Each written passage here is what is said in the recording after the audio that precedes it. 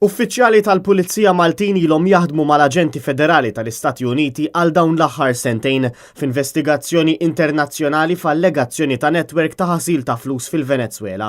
Żvelat dan il-Gazzetta The Times of Malta fejn żiedet li sorsi mill-Pulizija qalu wkoll li uffiċjali Amerikani tad-Dipartiment tas-Sigurtà fl-Intern ġew Malta bħala parti minn din l-investigazzjoni wiesa b'attenzjoni partikolari fuq Malta.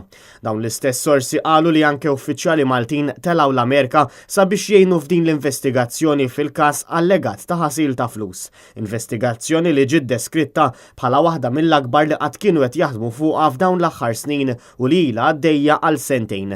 Skont l-ilment kriminali li ġie rreġistrat fil-qrati Amerikani f'Miami ix-xahar li għadda, somom kbar ta' flus ġew maħsula fil-kumpanija taż-żejt tal-Istat tal-Venezuela, Petróleos de Venezuela, każ li jinvolvi anke lill-President tal-pajjiż Nicolás Maduro. Skont dawn l-allegazzjonijiet kumpanija Maltija ntużat biex minna għaddit somma ta' madwar 511 miljun euro lejn l-aħħar tas-sena 2014 u l-bidu tas-sena 2015. Il-ħadd li għadda sar magħruf li din il-kumpanija Maltija li fiċ-ċentru ta' dan l-iskandlu Portman Capital Management Limited għandha sidien Svizzeri. Skont l-aħħar artikli fil-medja jidher li fl-aħħar snin l-FIU kienet diġà segwit lil din il-kumpanija u elenkat numru ta' nuqqasijiet fil-ġlieda kontra l-ħasil tal-flus.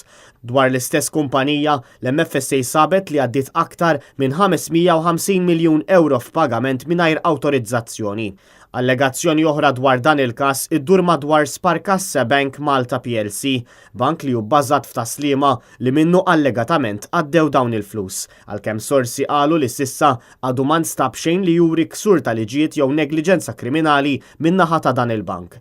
Dan l-istess bank, Sparkasse Bank, kien imsemmi fil-lik internazzjonali tal-Panama Papers. Madanakollu dan l-istess bank kien mal-ewwel pubblikament qal li qata' kull rabta mal-kumpanija legali ta' Mossack Fonseca fil-Panama, il-kumpanija li mid-dejta tagħha sar magħruf dan l-iskandlu mondjali.